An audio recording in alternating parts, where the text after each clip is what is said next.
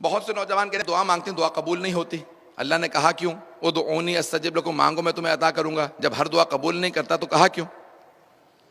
तवज्जो है। एक आदमी फसल लगा रहा है, इब्तदाई मराहिल के अंदर है, तो वो चाहेगा अभी फौरन बारिश ना हो, ज़रा ये जो बीज डाले हैं ये मजबूत हो जाएं, थोड़ा पानी की ज़रूरत हो थोड़ा थोड़ा सा पानी डाल देता है। दूसरा बेचारा शहर में गर्मी की शिद्दत है, वो कहता है परवरदिगारा बारिश हो जाए। किसान दुआ मांगता है परवरदिगारा अभी बारिश ना होने तो फसल उजड़ जाएगी। तवज्जो है। ये दुआओं का टकराव बता रहा होता है, अल्लाह बेहतर जानता है उसे पानी कब बरसाना। ये दुआओं का टकराव है, कोई कुछ मांगता है कोई कुछ मांगता है।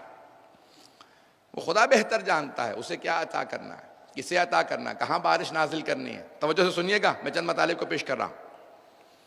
अहदीस में है, पूछा मासूम से पूछा, कहा मौला दुआएं हमारी कबूल नहीं होती, और बाज़ हम ऐसे अफराद देखते हैं बहुत गुनहगार हैं, यहाँ दुआ मांगते हैं वहाँ कबूल हो जाती। हम दुआएं मांग मांग के यहाँ पे महीने गुजर गए, कई कई महीनों से रो रो के हाल हो गया, बीमार हो गया, दुआ कबूल ही नहीं हो रही। मौला ने कहा बाज़ अफराद का मांगना खुदा को पसंद नहीं होता। ऐसे आके मांगता है कि अल्लाह कहता है इसे फ़ौरन दे दूँ, फिर ना मांगे। पता नहीं तवज्जो है या नहीं।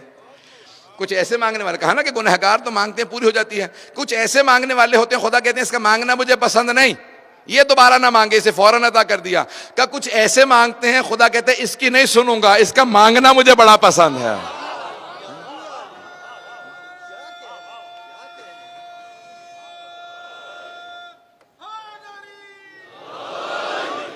अज़ान गिरामी मासूम फरमाते हैं कुछ का मांगना खुदावंद मुताल को इतना पसंद होता है, इतना फरिश्तों से खुद कहता रहता नहीं इसकी नहीं सुन रहा। का परवरदिगारा ये बड़ा अच्छा मांग रहा, का इसीलिए तो सुन नहीं रहा, ये अच्छे अंदाज से मांग रहा है, मुझे इसका मांगना बहुत पसंद है। परवरदिगारा ये जो अपने लिए चाह रहा है वो तू इसे नहीं दे रहा। सुनिएगा, गौर से सुनिएगा, मासूम फरमाते क्या परवरदिगार अपने लिए मांग रहा है तो इसको नहीं दे रहा। क्या तुम नहीं जानते इसी दुआएं जो मैं नहीं सुन रहा ये महीनों से मांग रहा, इसके बदले में मैं आखिरत में क्या देने वाला हूं। अगर इसे खुद भी पता चल जाए कि मुझे आखिरत में क्या मिलने वाला, तो रो रो के कहे परवरदिगारा कोई दुआ कबूल न कर। ये खुद मुझसे कहे कोई दुआ कबूल न कर, हमें क्या अंदाजा था इतना सवाब मिलने वाला है। वो जो नहीं दुआ सुनता उसका भी इंसान को अगर अंदाजा हो जाए कि अजर सवाब कितना है। अज़ान गिरामी अजर सवाब को ज़हन में रखिए, आपका खुदा से राबिता बहुत ज़रूरी है। जब मांगने बैठे तो बड़े आजिज़ी इनके सारे के साथ सुनेंगे इंशाअल्लाह मतालिब।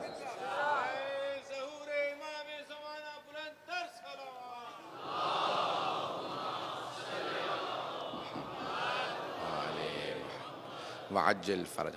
चंद चीज़ें जिनकी वजह से दुआ कबूल नहीं होती उन्हें पेश करना चाह रहा हूँ। इनक़ता ज़रूरी है लेकिन उसके साथ साथ शराइत भी हैं, शराइत पूरी ना हो तो दुआ नहीं कबूल होती। किताब का नाम है मकारिमुल अखलाक, मरहूम तबरसी की किताब है, 700 साल पहले लिखी गई। हबीब खुदा फरमाते हैं अगर एक लुक़मा, सिर्फ एक लुक़मा अगर कोई हराम खा ले तो 40 दिन तक दुआ कबूल नहीं होती। अगर कोई नजिस चीज़, कोई हराम चीज़ खा ले, कहा या रसूल अल्लाह ये जानते हुए है या ना जाने में भी, अनजाने में भी कोई खा ले? तवज्जो है। जानते बूझते हुए किसी ने खा लिया हराम, ये उसके लिए है, उसकी दुआ कबूल नहीं होती है। कोई अनजाने में भी खा जाए, हराम खा गया अनजाने में, कोई नजिस शय थी, कोई हराम था, जैसे अब पाकिस्तान के अंदर सुनने में आया था कि कस्साब यहाँ पता नहीं क्या कुछ बेचते रहे, हलाल जानवर के नाम पे हराम भी खिलाते रहे, गैर ज़बीहा भी खिलाते रहे। ऐसा है या नहीं? मालूम ही नहीं था। तो पैगंबर ने कहा अगर जानते हुए खाएं तो गुनाह भी है, जानते हुए खाएं तो गुनाह भी है, दुआ कबूल नहीं होगी। अगर अनजाने में खा ले तो गुनाह तो नहीं है, लेकिन वो जो खाया है असर तो होगा। अगर कोई आदमी मिसाल के तौर पे जहर खा ले और रोज़ क़यामत खुदा से लड़ पड़े, मैं मरा क्यों? भाई जानते नहीं था किसने जहर दे दिया, तो अल्लाह ने कहा असर ऐसा था, उसका अजर दे दूंगा कि तू मारा गया, बेमौत मारा गया, उसे गुनाह दूंगा जिसने जहर दिया, लेकिन जो असर है वो मैं असर नहीं उठाऊंगा। जो जिस चीज में असर है वैसा असर बाकी रहेगा। पता नहीं बात पहुंचे नहीं पहुंचे। असर नहीं उठाया जाता, जो असर वज़ई, असर तकवीनी जो उसके अंदर है, इसकी बहस में नहीं ज़्यादा तफसील से जाऊंगा, इन चीज़ों का असर होता है। तो जाने गिरामी 5 चीज़ खाना बहुत ज़रूरी है। आपने पुराने लोगों को देखा कुछ भी पकाने लगते थे बार बार पाक करते थे। गोश्त पकाएंगे, ऐसा ना हो खून रह गया हो, पाक करेंगे उसे। मासूम फरमाते हैं कभी भी गोश्त ना पकाओ जब तक कि उसे पाक ना कर लो, धो उसे बार बार, पाक करो। जब खाने लगे, यहां तक कि मैंने देखा है बहुत से लोग चावल भी पकाएं, दाल भी, कुछ भी पकाएं, सब्जी भी पकाएं, उसे जरूर पाक करते हैं। जब पाक कर लें फिर पकाते हैं। अब समझ में आ रहा है पाकीज़गी का हमारी दुआ की कबूलियत में कितना असर है। कुछ लोग होते हैं कि हाथ पाक किया नहीं, खा लगा दिया खाने को, इसलिए अब जब पकाने लगे तो खुद ब खुद खाने को पाक करके, इसीलिए घर में खाने की इसलिए ताकीद ज्यादा है, क्योंकि बाहर पकाने वाले का मालूम नहीं इसने पाकीज़गी का लिहाज रखा कि नहीं रखा। लेकिन घर में अगर कोई पका रहा है तो पाकीज़गी का लिहाज रखेगा। एक और बात कह दूं, अगर सुनना पसंद फरमाए, एक बहुत बड़े उस्ताद वो मुक़द्दस में हमेशा कहा करते थे, कहते थे वो माँ जो बिस्मिल्लाह पढ़ के आटा गूंथती है और वो माँ जो बगैर बिस्मिल्लाह पढ़े आटा गूंथती है, दोनों आटे हैं, दोनों की रोटियां बननी हैं। इस रोटी का असर और होगा, उस रोटी का असर और होगा। इसे बिस्मिल्लाह पढ़ के गूंदा गया है, उस रोटी का असर और है। गिरामी, पहली शर्त है, पहला जो मकाम मरहला है, पहली शर्त है इंसान हलाल खाए। तवज्जो रहेगी सबकी मेरे साथ। तो पहली शर्त हलाल, पाकीज़ा शय, पाक खाएंगे। और छठे इमाम की हदीस है, शहद की मक्खी से एक चीज जरूर सीखो, सिर्फ हलाल खाती है, सिर्फ हलाल पैदा करती है। जहां जाती है फूलों का रस पीती है, हलाल शय, और शहद पैदा करती है। मौला कहते हैं जानवर है लेकिन इतना लिहाज है उसे हलाल का कि अल्लाह ने कुरान में कहा फी है शफा, इसके शहद के अंदर भी हमने शफा रख दी है, क्योंकि हलाल खाती है। तो पहली शर्त हलाल,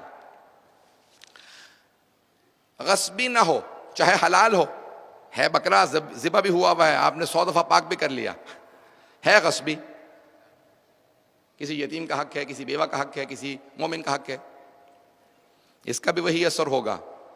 बहलूल दाना थे, सख्त जुमले कह रहा हूं, अगर सुनना चाहेंगे तो आगे बढ़ूंगा। बहलूल दाना का नाम सुन रखा है सबने। तो एक बहुत बड़े उस जमाने के सूफी थे, वो उनके पास आए,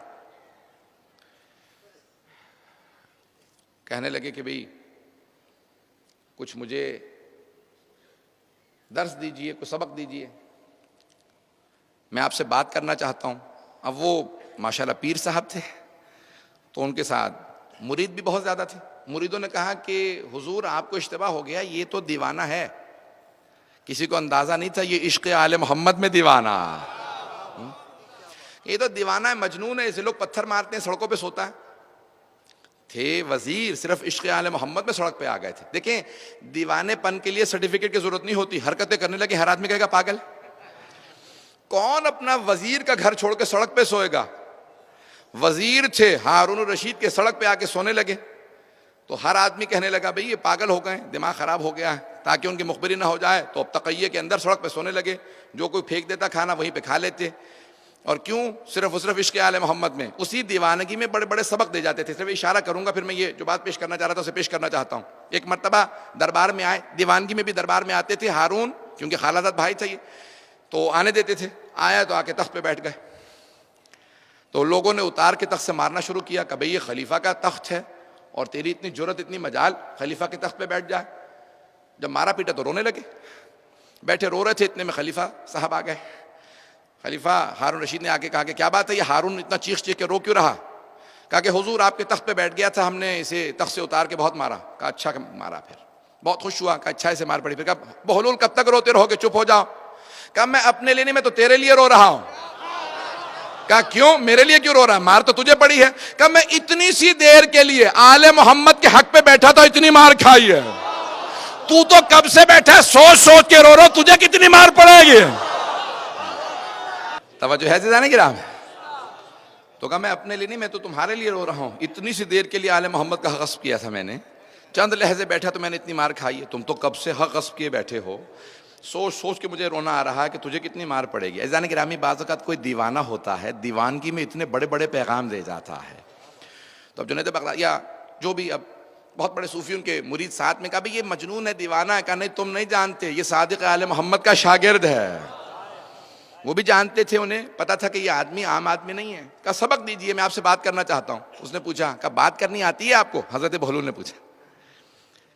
किससे? इतने नाम लेना मुनासिब नहीं, बहुत बड़े सूफी। उनसे पूछने लगे कि आपको बात करनी आती है? उन्होंने कहा हाँ बात करनी आती। कैसे बात करते हैं? कभी आराम आराम से बात करनी चाहिए, अल्फाज अच्छे इस्तेमाल करने चाहिए, और जब बात करें तो दूसरे की भी सुने। और वो वजाहत करने लगे कि जितने मुस्तहब्बात हैं। उन्होंने कहा तुम तो जाहिल आदमी हो, तुम्हें तो बात तक करनी नहीं आती।